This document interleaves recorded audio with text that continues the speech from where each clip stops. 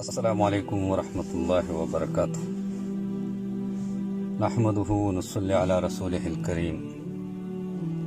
میرے محترم بھائی اور دوستو، ہمارا ایک مسلمان بھائی جو پہلے موسیقی کی دنیا میں تھا، اللہ نے اس پر رحم کرم فرما کے اس کو اپنے دین عالی کی محنت کے لیے قبول فرمایا۔ اس نے وقت لگایا، جس کا نام شاہ سوار صاحب ہے۔ ماشاءاللہ اس کو بڑی مقبولیت ملی اور لوگوں کے دلوں میں اللہ پاک نے اس کے لیے بہت محبت ڈالی۔ تو ماشاءاللہ چند دنوں میں وہ بہت زیادہ مقبول ہوا۔ اللہ اس کو استقامت عطا فرمائے۔ دعوت و تبلیغ کا کام ایسا کام ہے کہ اس کے اندر دو قسم کے حالات ہوتے ہیں۔ جو غریب نادار آدمی وقت لگا کر اللہ پاک کی طرف چلا جاتا ہے، تو اللہ پاک اس کو آزمانے کے لیے وہ دنیا جو پہلے اس کے پاس نہیں تھا وہ دے دیتے ہیں، اور اس کے پاس اتنی فراخی آ جاتی ہے، اس میں اس کا امتحان ہوتا ہے۔ اگر وہ آدمی اللہ پاک کا شکر ادا کر کے اپنی محنت کو آگے بڑھائے، دین اور تبلیغ کی محنت کو آگے بڑھائے، اور ان مال کو، اس رزق کی فراخی کو دین کے کاموں میں لگائے، تو اللہ پاک پھر اس کو آگے بڑھا لیتے ہیں۔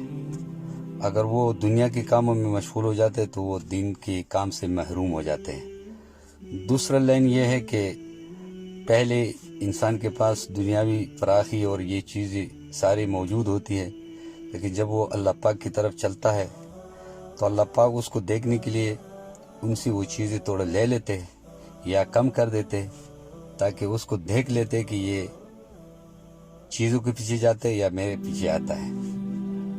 تو قاعدہ قانون یہ ہے کہ جو اللہ پاک کی طرف چلتے ہیں تو اللہ پاک اس کے لیے کافی ہو جاتے ہیں۔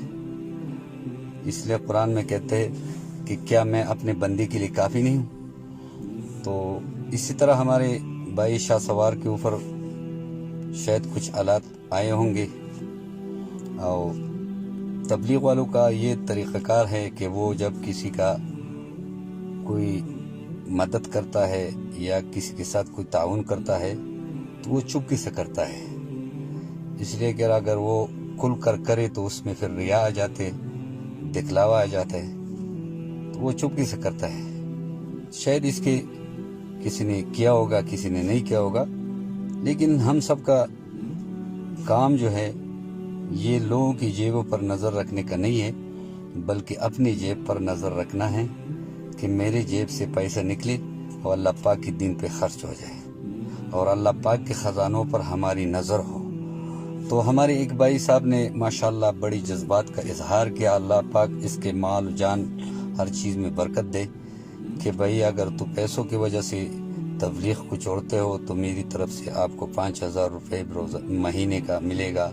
میرے ساتھ اور بھی 4 بھائی ہے، تو ماشاءاللہ ایک جذبہ ہے، ہر مسلمان کے اندر ایک دینی جذبہ ہوتا ہے۔ اللہ اس بھائی کے جذبے کو قبول فرمائے اور اس کے ہر چیز میں برکت عطا فرمائے۔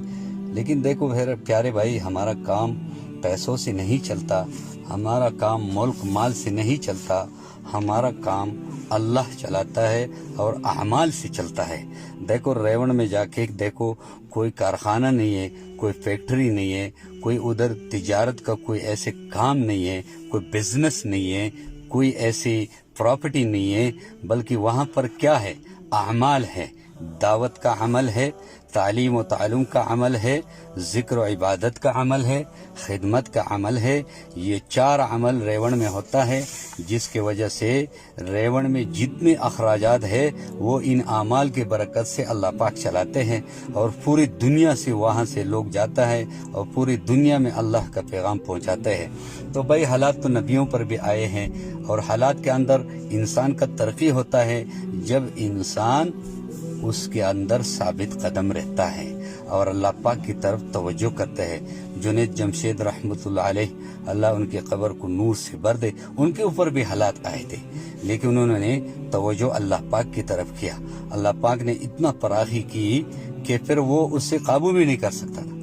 تو اس لیے نبیوں پر بھی حالات آئے، نبی کریم صلی اللہ علیہ وسلم پر حالات آئے۔